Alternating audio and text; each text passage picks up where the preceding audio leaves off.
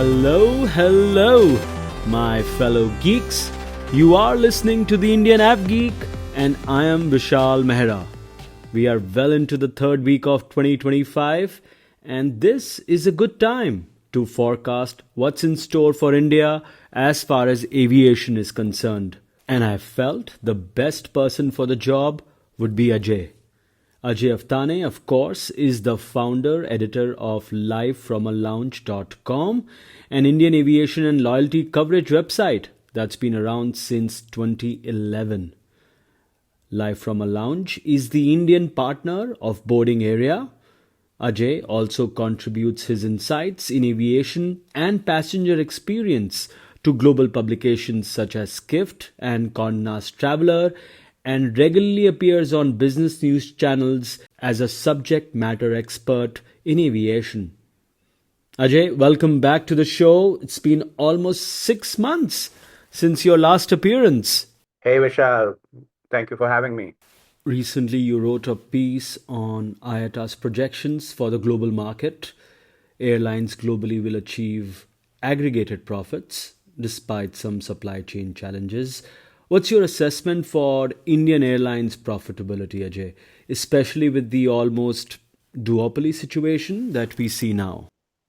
So I think, while we all look at the revenue side of the business, Vishal, which is where uh, clearly airfares are now more stable and let's say they're more in line with where they should have been maybe even 5, 7 years back, because now it's only a duopoly, not like 5 or 6 airlines fighting for the same piece.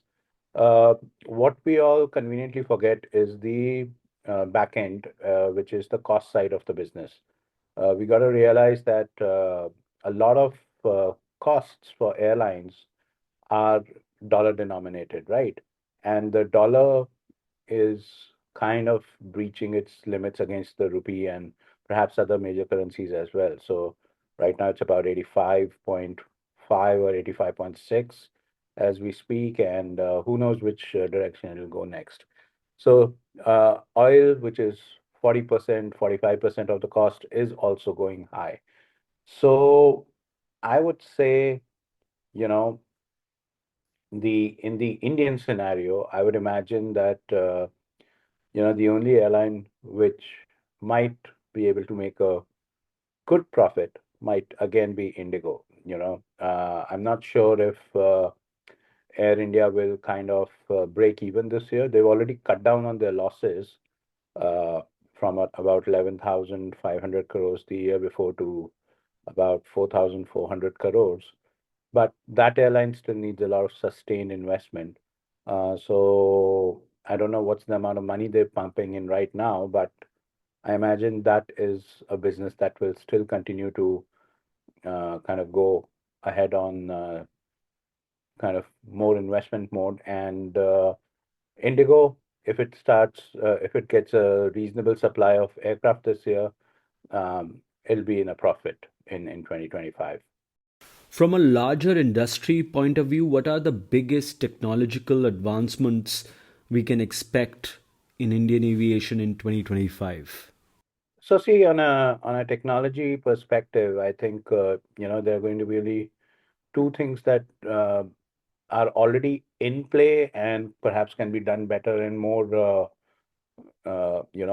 frequently. One is the use of biometrics at airports. We're already seeing that as DigiYatra on the domestic side and the frequent traveler initiative on the international side. Huge time savings, but then again, these things are not fully implemented at this point of time. So, at the airports, you're still not boarding your flights with DigiYatra, which was part three of it was supposed to be a three-step process where you enter the airport with your biometrics, as in with your facial scan, then you clear security with your facial scan, and then you kind of then go on to the gate and your boarding will also be done with a facial scan. So that third part, I haven't seen that happening at any airport in India so far. So that's something to watch out for. The other thing I think we already saw this getting started in the industry is Wi-Fi on domestic aircraft.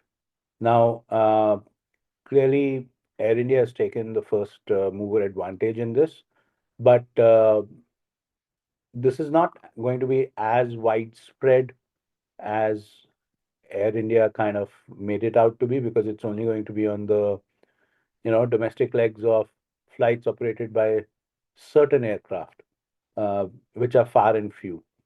So I would imagine if any of the two major carriers decided to equip their domestic narrow body fleet with Wi-Fi, that would be interesting to see how quickly and how uh, you know at what cost, as in what price point will these guys roll it out. So that's something I'm looking forward to. The third thing, which may or may not happen, is you might get to see some in-flight entertainment on IndiGo, and that's purely coming from the perspective that as IndiGo kind of goes further and further, the stage length of their sectors increases from uh, you know 3 4 hours to maybe 7 8 hours, from a long haul perspective. I imagine those are some things that you really have to provide for as a hygiene factor. So that's something to look out for. Beyond that, uh, nothing really expected at this point of time. All three exciting and interesting points, Ajay. I want to come back to Indigo for a second. Do you feel, as far as in flight Wi Fi is concerned, will we see that on Indigo aircraft, especially on stretch routes this year? Because most of those, anyways, would be on metro routes, expectedly with more corporate traffic. Do you see Wi Fi being introduced there? I would say that would might be a more 2026 thing if it happens, not a 2025 thing. And this is purely coming from the fact that, look, uh, one airline has taken the lead at this point of time, and now I think everyone is going to watch out for what the reaction will be. Look, Wi-Fi is not as expensive in terms of kitting it out on the aircraft than it was like maybe 10 years back. But the thing is, it's a cost. And it's one more thing that can go wrong on an aircraft. So, Indigo being Indigo wants to really keep it simple. And while Air India can perhaps at this point of time give it away free of cost, Indigo won't want to do that. So, they want to perhaps see data if people are actually logging on to that Wi-Fi network, and how can they price it. So that's something where they might not decide to be number one. They might decide to follow rather than lead. The second part of this Wi-Fi discussion in India, where people don't really, I think, most of us get excited with the prospects, but uh, what is the utility of this is the big question. Because look, on domestic aircraft, you your stage length, which is the time between takeoff and landing, is really more like 1.5 to 2 hours. On a full service carrier, let's say 30 to 45 minutes of your tray table time is taken away by the meal service and the coffee service before and after. Uh, so where is really that time to bring out your laptop and send out emails or get some work done? You know, it might be some people give away their meals and just want to get their work done, but how many people really, really are craving to get their work done on the plane is the big question, because these are the people who pay for it. Everyone else who wants to Instagram or, just watch something on their phone doesn't really, uh, they don't really care about paid internet on the plane. So that's something to see. It's it's something that might develop over time, but who is it going to really work out or not? Waiting to see how that works out really. And the other point you raised, Ajay, about DigiYatra's last touch point implementation at the gates. Do you think that airport operators are at fault for not implementing it? Or is it the airlines, or both together, maybe? I don't think anyone's at fault, you know. Look, these things need to be thoroughly tested and then implemented, right?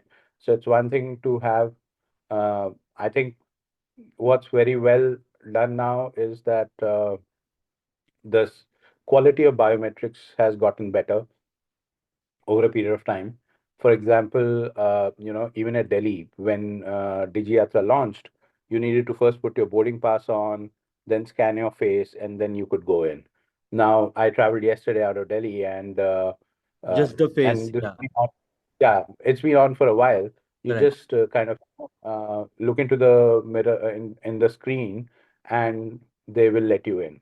So improvisation has happened. Some airports directly went with this improvised, upgraded version. Like I think at Mumbai, Lucknow, you don't really need to scan your boarding pass ever.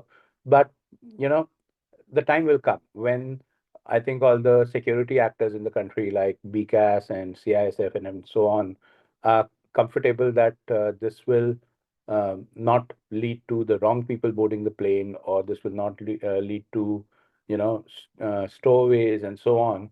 Then they will perhaps give the go ahead for this as well.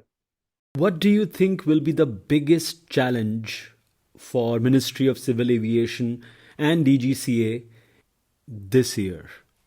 I think for them, their role really is to make sure the skies operate in a safe manner. And to that effect, I think the biggest challenge is to really get down to implementing the FTTL requirements as they came out or with modification. But they really need to kind of sit down with the airlines and uh, with the crew unions or whatever, to kind of come to a good spot where everyone's happy, and you can really kind of give more rest to the pilots so that they can be more attentive in the skies, I believe. So I think that's the biggest challenge right now. They've already offloaded Air India, and I think largely all the carriers are stable at this point of time. So uh, this is something that they should really work on keenly at this point of time. So the FDTL norms, that's what you're referring to? Yes. All right. Let's get into the airline section of this show. How do you see airlines preparing to meet the growing demand for air travel in India? This is especially critical considering how in 2024 it was the biggest year ever for all major airports in the country, and hopefully this growth would only get larger this year. So yeah, I think the orders are placed. Everyone, every serious player, I would say, uh, Indigo has a steady supply plan for I think 2025 and all the way to 2030, 2035. So I think they're in a good place. For Indigo, what they really need to work on is getting some of the aircraft back in the air, which is more a Pratt and Whitney issue than a Indigo issue. But again, Indigo is managing it very well in the sense of uh, going out there, being scrappy, uh, getting wet leases. At a point of time, Indigo would not touch planes which were not in their livery, and now they're kind of taking everything that they can get, right, from 737 MAX aircraft to operate for them to uh, all sorts of older Airbus aircraft. For them to have the fleet at the levels that they want is the only important challenge at this point of time. And I think if they get the steady supply of the new aircraft, which as one of Airbus's largest customers, they have access to, the fact that they will get a priority in supply of aircraft. Uh, I think they're good to go. With Air India, again, I think Air India is more focused on wide body growth, which is where it gets a little different because Air India's fortunes really hinge sort of on the launch of the 777X, which is at this point of time we really don't know when is it coming to the market, honestly. Perpetually delayed. And Yeah. yeah, and the A350, uh, I hear that there are certain airframes already on the line in Toulouse. But then again, when do they come to Air India? Something to be seen. Uh, Air India Express, again, a huge supply of planes planned. But the question there is, when will Boeing be able to sort out their issues and be able to start delivering them the aircraft on time? But the good thing about Air India Express is it is operating as a multi-fleet airline at this point in time. So it's got Airbus operations as well as Boeing operations.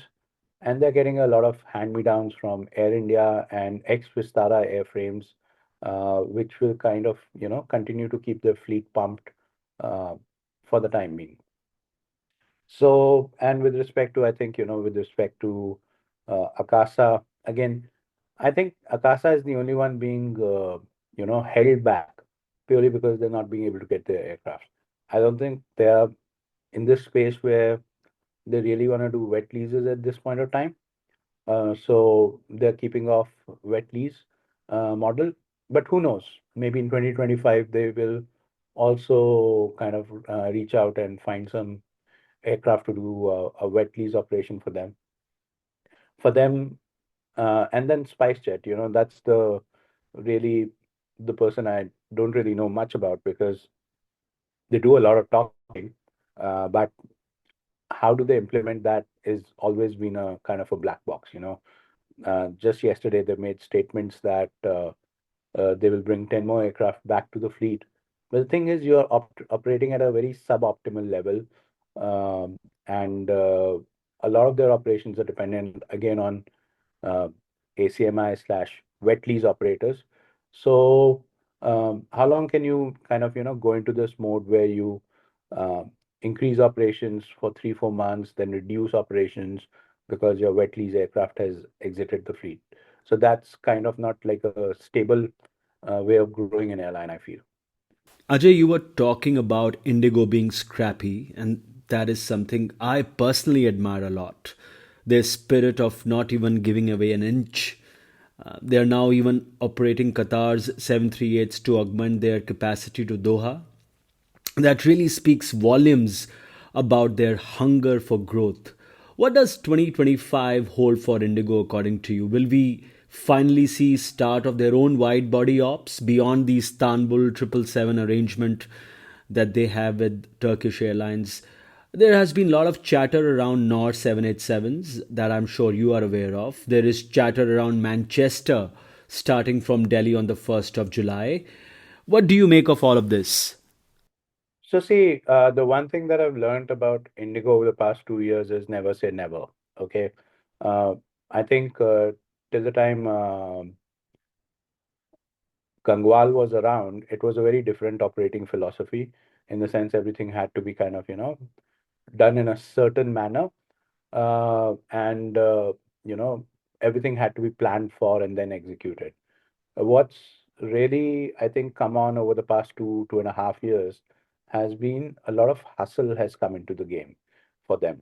Okay, so uh, they're not uh, they're not scared of taking risks anymore. I'm sure everything's planned at the back and discussed and then implemented. But what I think the mandate now is for them to kind of grow as quickly as possible. And obviously, it's well on the record that international growth is kind of, priority for them at this point of time because I think domestically, there's largely the market saturated to a large extent, right? So obviously, you can put a new plane on certain lines and then wait for the market to mature, but that's not really, going to have the kind of delta to the P&L that the airline would hope for. So the focus obviously has grown to international operations. The two parts there. One is the obviously the regional operations that they already do with their 320, 321 Neos and all the other aircraft they have in the mix. Uh, the For 2025, at the beginning of the year, I would have expected that the major uh, focus would have been on the entry into service of the XLR. Uh, but then we hear about this wide body wet lease as well from NOS. Now, be aware that only we are going about it as NOS purely on the back of a exchange filing by NOS. Okay, so we don't really know if NOS has committed the aircraft to IndiGo or not. But I see sense in whatever IndiGo is doing. Okay, at the end of the day, uh, India still runs on bilaterals. It's a quota-based system. It's not open skies on many routes, and obviously, you're not gonna wait till 2027 when your own aircraft arrive to be able to kind of uh, throw your handkerchief and say dibs on certain bilaterals. So you take them right now, you kind of start operations, you learn about how wide body operations work, and then when your own aircraft come in, you kind of exit these aircraft and put your own aircraft on that route. So that's great thinking, great hustle, and we just got to see uh, how how much of that will be executed this year. Do you see this hustle that you talk about coming more from Rahul Bhatia's office, or is it Peter Elber's, or the both of them combining forces to bring about this new energy in the airline? See, as an airline, I think 65% market share. I don't think Indigo is growing more than that domestically, right? In the sense you'll open new routes, but nothing's gonna make really like 1%, 2% market share difference, right? Especially now with Air India slash Express being in a strong financial position to kind of push back. So I would imagine 60% is where they will kind of uh, halt at domestically, and a lot of uh, the intention to grow will now move to international, like I mentioned earlier, right? So then you look at what are the tools of the trade you are able to offer. So this is not a Rahul Bhatia thing. This is not a Peter Elber thing. I think this is an organizational thing. Number one, the strategy for the coming years is to new frontiers. So new frontiers obviously mean you want to go to new countries and start implementing routes which nobody else did before or you did not do before as Indigo. Obviously, both these guys are. Uh, Peter has a strong insight into the how the global aviation ecosystem works, and he also has great people working for him, right, on the network planning team to kind of suggest which routes to go for. So all in all, it's just a matter of uh, and even if it's a little wasteful, might look a little wasteful at this point of time, um, it's a strong strategic move to kind of move up your plans to go international on wide body aircraft. And do you think it's all right from a complexity point of view for an airline like Indigo, which goes to great lengths to simplify? Besides the 320 and 321, and then there are ATRs and the wet leases that they now also have 738s in the system, and then there's talk of 787s, of course, incoming. Is it all worth it? Clearly, man, I mean, the complexity is totally worth it, right? You're going to realize all these examples you gave, the 777s, the 737s, or the 787s that might come into the fleet, they're all ACMI operations, right? So, which means that the other party, the 777s, for example, Turkish Airlines is responsible to maintain them. They run the insurance on them. They're responsible for all sorts of things. If heavens forbid there is a anything that goes wrong on the aircraft, it's Turkish who's responsible to fix it and bring it back to the market. Same with, the 737 Maxes. They're Qatar Airways aircraft. So it's not that Indigo really needs to kind of, you know, grow its, uh, how do you want to call it? Its know-how and bring in a sub fleet of AMEs to kind of, know about 737 ops and so on. Uh, they're purely depending on Qatar Airways. So the aircraft comes in from Doha to an Indian station and then takes passengers back to Doha. That's where the maintenance is done. It's not something that Indigo is really worried about. For Indigo, obviously they're paying more money on these leases than they will pay on a dry lease, which is where the aircraft is handed over to them and they're responsible for everything. But then Indigo, the benefit of that is that Indigo does not have to do a lot of, you know, skill management there or kind of recruit new people with new skills to really operate on these aircraft. Now, before all of this came in, especially the 787 talk, the aircraft firmly in focus for Indigo was the A321 XLR. I know you were on the inaugural XLR flight from Madrid to Boston, flying on Iberia. What was your take on the aircraft from a passenger experience angle? So yeah, Vishal, look, it's a great aircraft, right? I mean, the A321 is a very, very versatile aircraft. And what Airbus is trying to do with that is to replace a market that was, usually occupied by the 757, which is now out of production. So, again, 757 was really the first long haul uh, single aisle aircraft, so to speak. So, it's a very comfortable aircraft, right? In the sense that uh, with all the developments in aviation, I think over the past 2 decades, it's got the right cabin pressure, it's got the right amount of space, I would imagine, for 180 packs, 190 packs, whatever, and it's got great range. So I think then it becomes on the airlines, uh, you know, so Airbus developed a great product, and now kitting it out is something that the airline is really responsible for. So I think it's a great aircraft, very comfortable to fly on. I know a lot of people kind of keep getting into this uh, argument about, hey, but then it's a narrow body. Oh my, I wouldn't want to fly a narrow body really on a long haul flight. So I think everything works out. The only issue that always comes up is the fact that there's not enough space on the front or the back of the plane for enough lavatories. So people tend to congregate.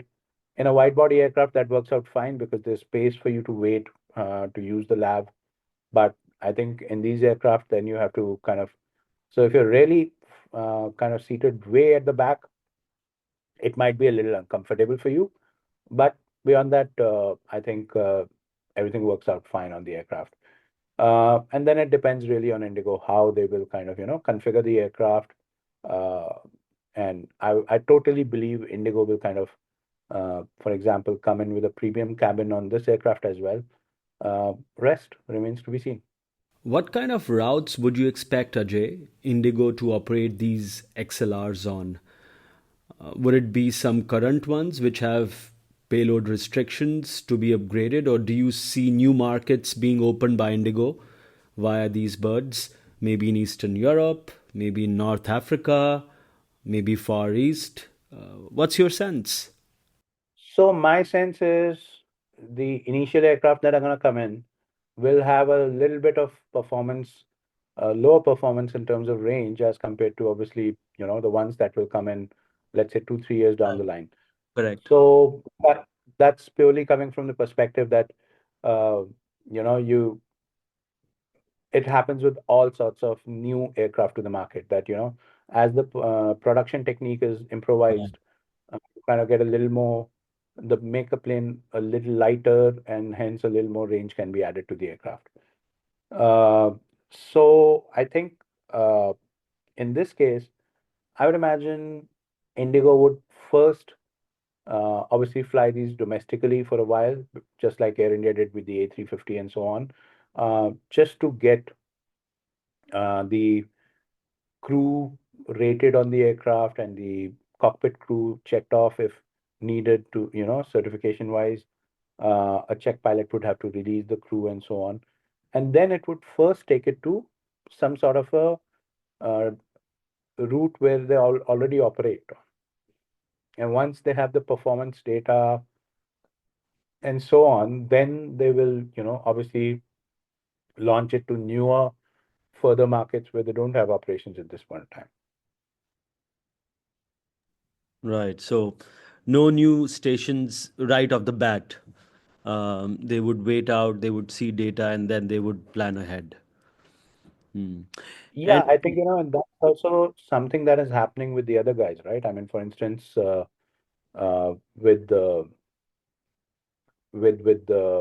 Iberia, for instance, they put it on Boston. Boston's a market they used to operate on within A330 Neo. Oh, sorry, or with an A330. I'm not sure if it was a Neo or not. And right, now they're able to operate on a smaller aircraft because in the winters they really don't have that kind of need to fly a big demand. aircraft on this. Right. So I imagine, uh, look, this is a very new aircraft, right? Only 3 months, 2 months in the market right now. So I think a lot of airlines will take on their aircraft, but then everyone's going to first look to generate and analyze the data uh, before they start flying them, on the long haul routes. There will be places it will go comfortably.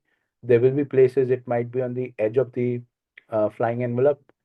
So all of that data still needs to be kind of modeled and figured out, which is why perhaps we don't know at this point of time that will Indigo go to, for instance, Frankfurt with this, or if they will end up to Paris, or uh, I think one of the things clearly known at this point of time is they can't fly to London with this, for instance.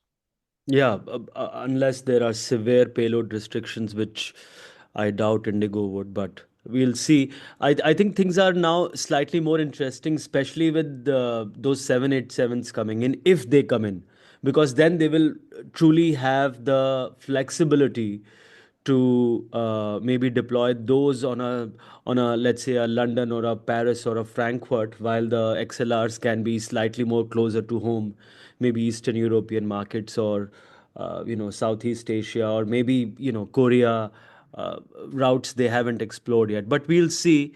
Like you said, very interesting times ahead indeed. Do you think 2025 will be the year when SpiceJet gets its act together? I know it's a cat with I don't know how many lives, but or do you see some more headwinds? So I think, SpiceJet really needs to bring in a professional management, honestly, to set its act right. Yeah. Okay. Uh, what we've been seeing is two steps forward, one step backward, which has been going on for about, God knows, 5 years now. Uh, Again, the hustle exists, but I wouldn't call it a hustle. I'd really call it jugaad in their case because they end up doing a lot of things which, some of them work out, some of them don't work out. So I think there's a lot of spontaneousness to their approach कि ये try करते हैं, let's see क्या होगा, क्या नहीं होगा. And what they really need is a sort of like a 5 year, 6 year plan. Uh, and they need to put their troubles to bed first, which is all the legalities with a lot of. I think every lessor in the market who gave them planes might be running a some sort of a case with them at this point of time. So they really need to settle all their cases. Uh, they need to kind of perhaps bring in a professional management to kind of take care of growth and expansion, and then go and start finding aircraft to induct, and not ACMI slash wet lease operations, which are coming in for 3, 4 months. What they really need is aircraft which will stay in the fleet for 7, 8, 10 years and, actually be available for them. So that's how you grow. You don't grow by borrowing aircraft for 4 months because there is an event that's happening, and hence you expect traffic, and then you return them.